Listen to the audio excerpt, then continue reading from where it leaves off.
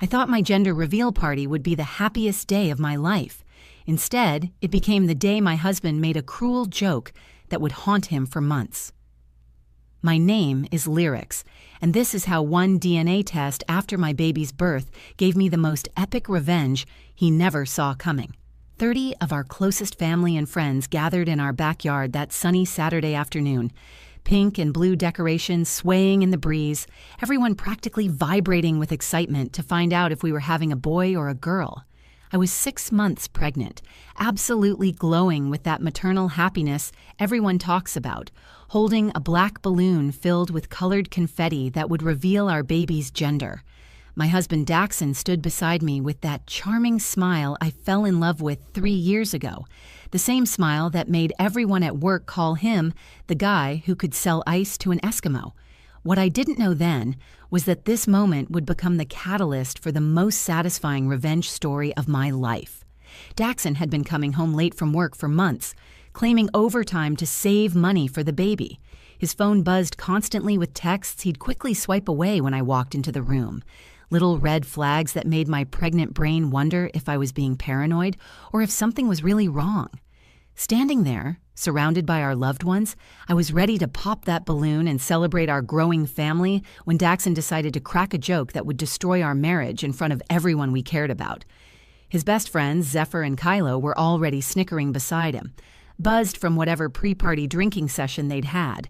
His sister Niven held up her phone to record what should have been a beautiful moment. My best friend Vera beamed with excitement, having spent weeks helping me plan every single detail of this celebration. That afternoon, Daxon humiliated me in ways I never thought possible from someone who claimed to love me. But what he didn't realize was that his cruel joke would give me the perfect idea for payback. 3 months later, when our son Orion was born, I would get a DNA test that confirmed my worst suspicions and gave me the ammunition for the most epic revenge reveal in social media history. This is the story of how a gender reveal party became the setup for the greatest comeback of my life, complete with divorce papers, a plane ticket, and a viral video that cost my ex-husband everything. Let me take you back to the beginning before everything fell apart. 6 months into my pregnancy, I was living what I thought was my dream life. Daxon and I had been married for 2 years, together for 3, and we'd just bought our first house in a quiet suburban neighborhood with a big backyard perfect for raising kids. The white picket fence dream was finally mine, or so I believed. I worked as a marketing coordinator for a local tech company, a job I actually loved because it gave me the flexibility to work from home some days. Daxon was a construction supervisor, always talking about the big projects his crew was working on, how he was building our future one job at a time. He had this way of making everything sound like an adventure, even mundane stuff like picking out paint colors for the nursery or assembling the crib that took him 3 attempts and 2 trips to Home Depot. The pregnancy had been everything I'd hoped for. Sure, I had morning sickness for the first trimester, but after that I felt incredible. My skin was clear, my hair was thick and shiny, and I had that pregnancy glow everyone talks about. Daxon seemed excited too, constantly talking about teaching our kid to throw a football or ride a bike. He'd put his hands on my belly every night, talking to the baby about all the places he'd take them when they were older. Planning the gender reveal party became my obsession. I spent weeks researching ideas on Pinterest, ordering decorations, coordinating with the bakery for gender-neutral cupcakes, and making sure we had enough seating for everyone. I wanted it to be perfect because this felt like such a milestone moment. We'd been trying to get pregnant for over a year, and when it finally happened, I wanted to celebrate in a big way. Vera was my partner in crime for all the planning. She'd come over after work to help me string lights in the backyard and arrange the pink and blue flower arrangements I'd ordered from 3 different florists to get the perfect look. We spent hours debating whether to do a balloon pop, a cake cutting, or confetti cannons.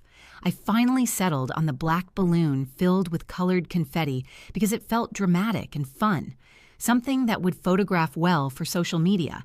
The guest list included both our families, our closest friends, and a few coworkers. Daxon's parents were flying in from Portland, which was a big deal because his dad hated to travel. My parents were driving up from Sacramento, and my mom had already called me 5 times that week to ask if she could bring anything or help with setup. Even my grandmother, who was 83 and rarely left her assisted living facility, was coming with my aunt to be part of the celebration. Everything seemed perfect on the surface. Daxon would kiss my forehead every morning before work and ask how I was feeling. He'd bring home my favorite ice cream without me asking and rub my feet when they were swollen. He talked about converting the spare bedroom into a nursery and how he couldn't wait to be a dad. When people asked how he was handling the pregnancy, he'd joke that he was gaining sympathy weight and pat his slightly rounded belly. But looking back now, there were signs I chose to ignore. He started working late more frequently, claiming his boss was pushing hard to finish projects before the baby came and he'd need time off. His phone was always face down on the counter, and he'd grab it quickly when it buzzed. When I asked about his day, his stories became vague and repetitive. He'd say he was exhausted from work, but then stay up late watching TV or playing video games with his headphones on. The gym membership was new too. He'd never been particularly interested in working out, but suddenly he was going to the same gym where I did prenatal yoga classes with my trainer Kaney. Daxon claimed he wanted to get in shape before becoming a dad, said he needed to be strong enough to keep up with a toddler. It seemed sweet at the time, this desire to be the best version of himself for our family. I remember the morning of the gender reveal party. I woke up with butterflies in my stomach. Not the bad kind, but the excited kind that made me feel like a kid on Christmas morning. I had no idea that in just a few hours my entire world would come crashing down with a few careless words that Daxon thought were hilarious. I spent that morning putting on my favorite maternity dress, the blue one that made my bump look perfectly round, doing my hair in loose waves, and practicing my surprised face in the mirror for when we revealed the baby's gender. If I could go back and tell that version of myself what was coming, I'm not sure I would, because sometimes you need your whole world to fall apart before you can build something better. The party was in full swing by 2 o'clock that afternoon. Our backyard looked like something out of a magazine with pink and blue streamers fluttering in the breeze, tables covered in gender-neutral treats, and everyone mingling with drinks in hand. My mom was showing baby photos to anyone who would listen. Daxon's dad was grilling burgers on our new barbecue, and kids were running around playing tag between the folding chairs we'd set up in a semicircle for the big reveal. I felt like the queen of my own little kingdom, greeting guests and accepting congratulations, with one hand constantly resting on my rounded belly. Aunt Patricia brought a beautiful handmade baby blanket. My coworker Jessica surprised me with a diaper cake she'd assembled herself. And even our elderly neighbor, Mrs. Chen, stopped by with a card and well wishes. Everyone kept asking when we were going to do the reveal, and I kept saying we were waiting for Daxon to get back from picking up ice. That should have been my first red flag of the day. Daxon had left 2 hours earlier for what should have been a 15-minute errand, claiming he needed to grab bags of ice from the gas station. When he finally showed up at 3:30, he wasn't alone. Zephyr and Kylo stumbled through our back gate with him, all three of them clearly having made several stops that had nothing to do with ice. I could smell the alcohol on them from 10 feet away. Zephyr's eyes were bloodshot. Kylo was swaying slightly as he walked, and Daxon had that loose, overconfident swagger he got when he'd been drinking during the day. They were loud and obnoxious, interrupting conversations and making jokes that weren't funny to anyone but themselves. I watched my grandmother's face tighten with disapproval as Kylo knocked over someone's drink while gesturing wildly during a story. "Sorry, babe. We ran into the guys at Murphy's and had to have a quick celebration drink," Daxon said, kissing my cheek with breath that reeked of whiskey. "You know, last hurrah before I become a family man and all that." I forced a smile and suggested we get started with the reveal since everyone had been waiting. Vera helped me gather the guests into the semicircle we'd planned, and I retrieved the black balloon from where I'd carefully stored it in our kitchen. My hands were shaking slightly, not from nerves about the reveal itself, but from embarrassment about my husband's condition and the way his friends were behaving at what was supposed to be a family-friendly celebration. Standing in the center of our backyard with 30 people watching, I held up the balloon and started the little speech I'd been practicing. "Daxon and I are so grateful you're all here to share this special moment with us. In just a few seconds, we're going to find out if this little one is a boy or a girl, and we couldn't be more excited to take this next step in our journey together." That's when Daxon decided to open his mouth and destroy everything. "Hopefully it's mine," he shouted, grinning like he'd just delivered the punchline to the world's funniest joke. The laughter from Zephyr and Kylo was immediate and loud, the kind of obnoxious cackling that made everyone else uncomfortable. But it was Niven's reaction that really drove home how inappropriate the comment was. She'd been holding her phone up to record the moment, and she was so shocked that she spit her drink all over herself and nearly dropped her phone. The silence that followed was deafening. I could feel 30 pairs of eyes on me, watching to see how I'd react to my husband publicly questioning the paternity of our child. My face burned with humiliation, but I managed to keep that fake smile plastered on my face while my mind raced through 1,000 different emotions. "Could be the gym guys, right?" Daxon continued, apparently oblivious to the horrified expressions around him. "You spend enough time there with that trainer of yours." He was referring to Caney, my prenatal fitness instructor, who'd been helping me stay active during pregnancy. The comment was so far out of left field, so cruel and unnecessary, that I actually felt dizzy for a moment. Here I was, 6 months pregnant with what I thought was our planned and wanted child, being publicly humiliated by the man who was supposed to love and protect me. Vera stepped closer to me, her face flushed with anger on my behalf. "Lyrics, we don't have to do this right now," she whispered, but I could hear the fury in her voice. My grandmother looked like she wanted to march over and slap Daxon herself. My parents were staring at him with expressions of complete disgust.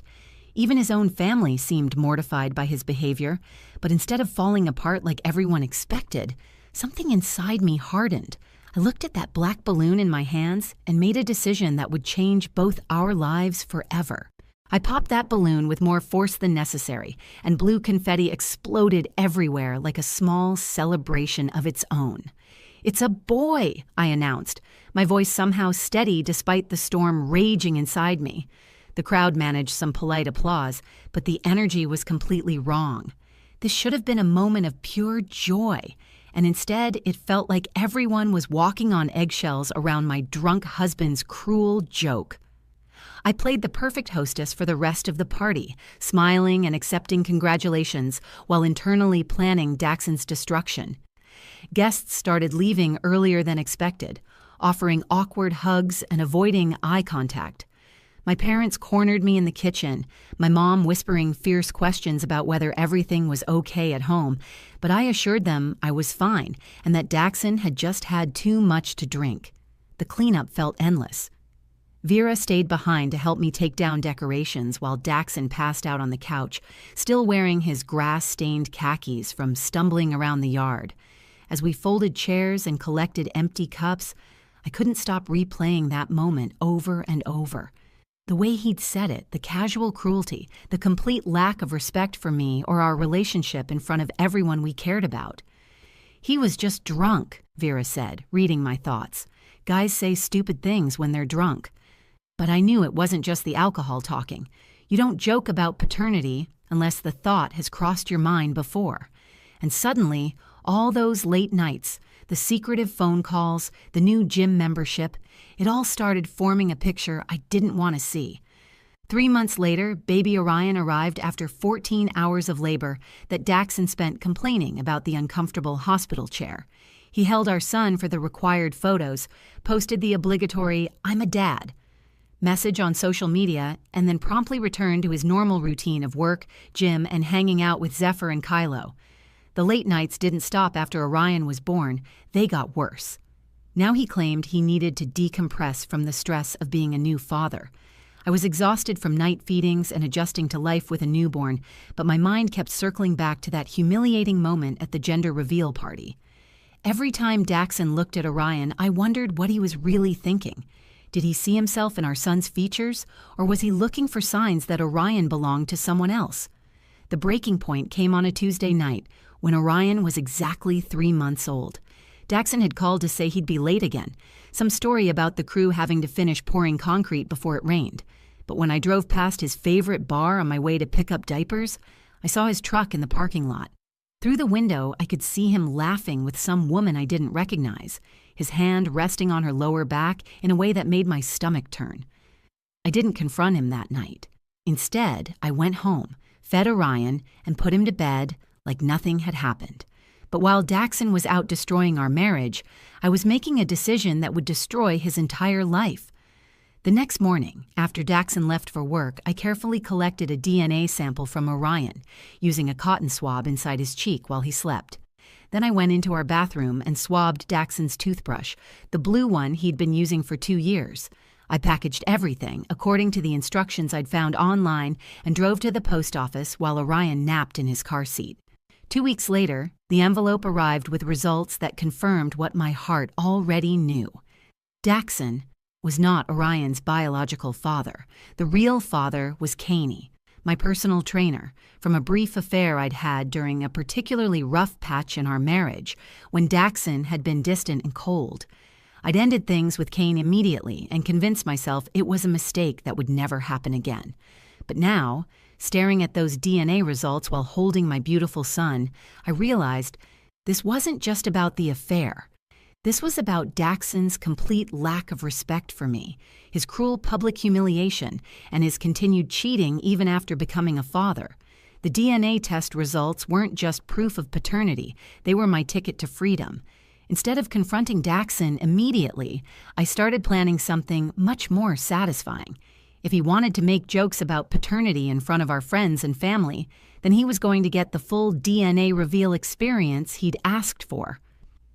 I began organizing what I told everyone would be a celebration of Orion's first milestones, inviting the same guest list from the gender reveal party.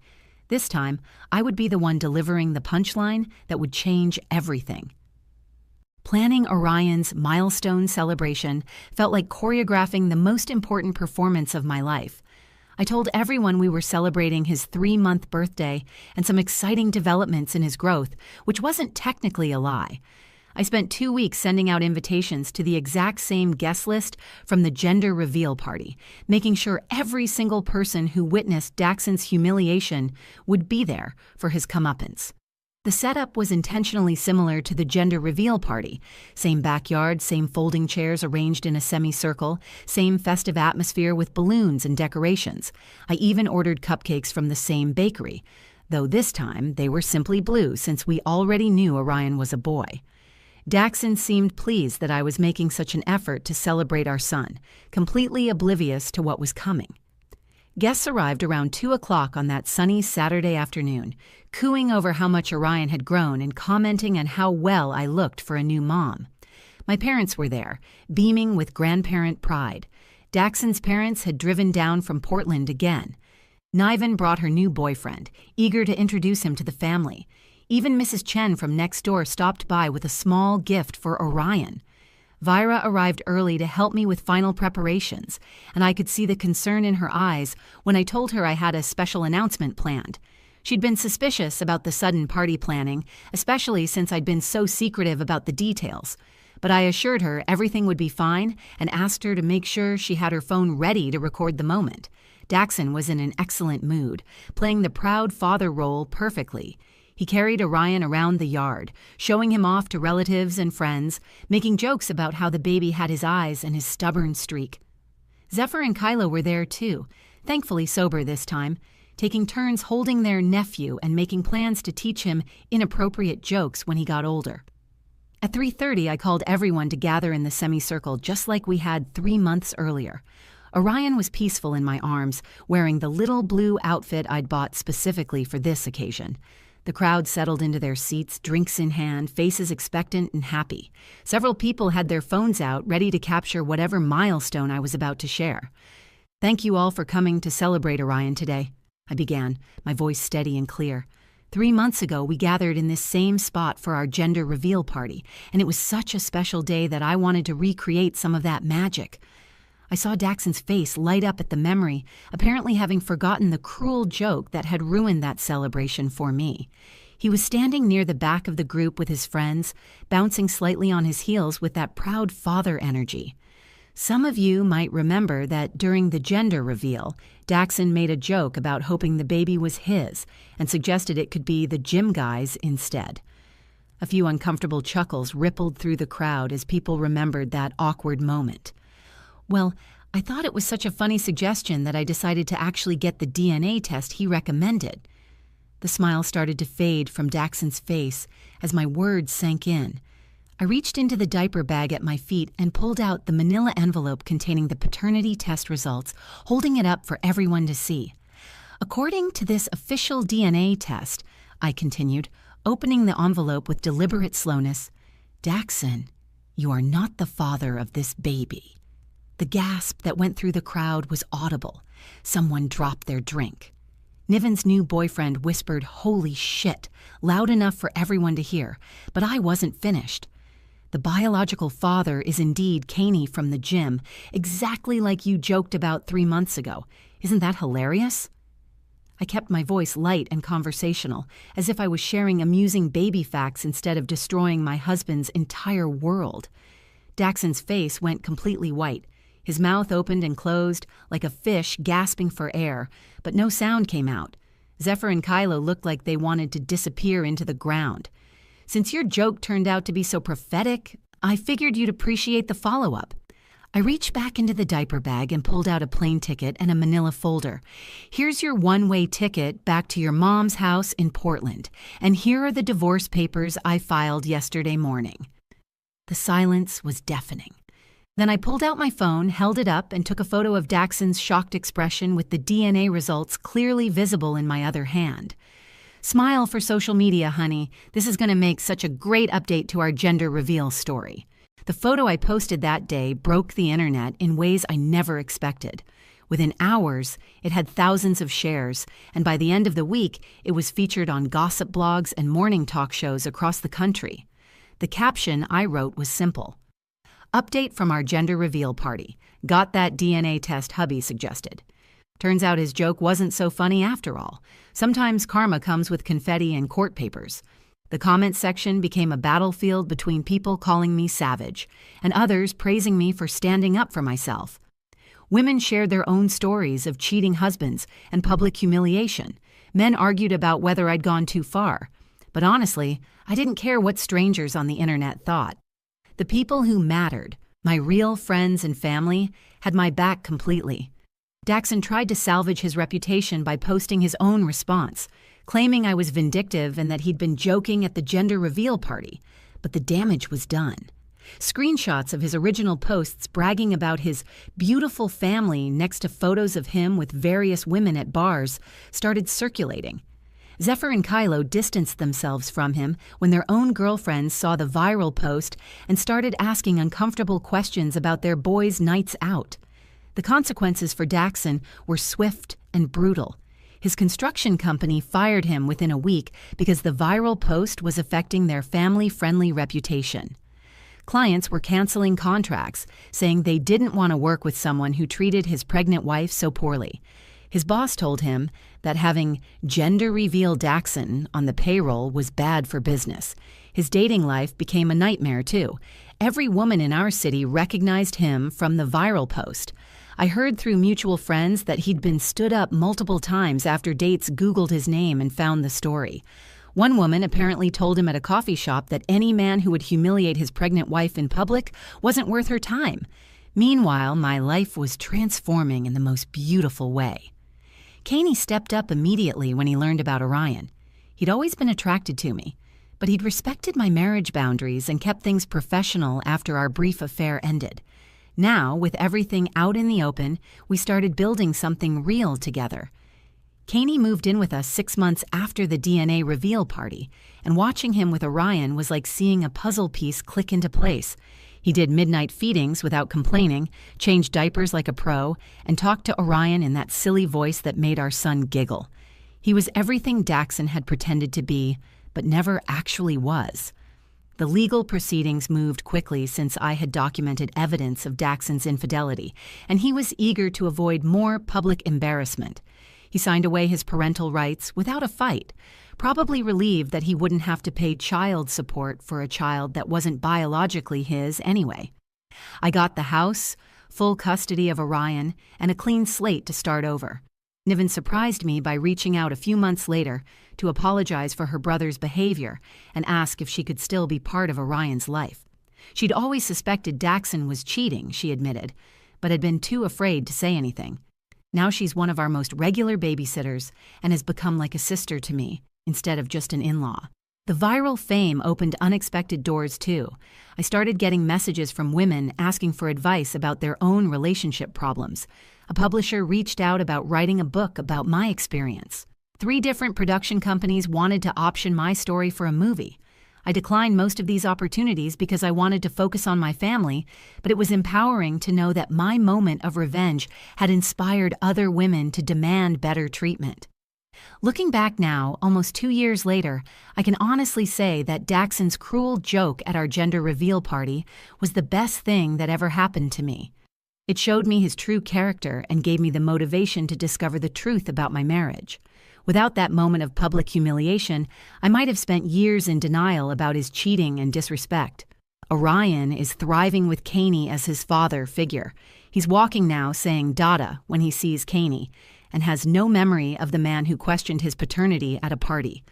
We've created photo albums that start with the day Caney officially became his dad, and that's the only father story Orion will ever know. If this story resonated with you, please share it with someone who needs to hear it. Leave a comment below telling me about a time you stood up for yourself, and don't forget to subscribe to my channel for more real-life stories about love, betrayal, and the sweet taste of perfectly planned revenge. Sometimes the best response to cruelty is simply telling the truth.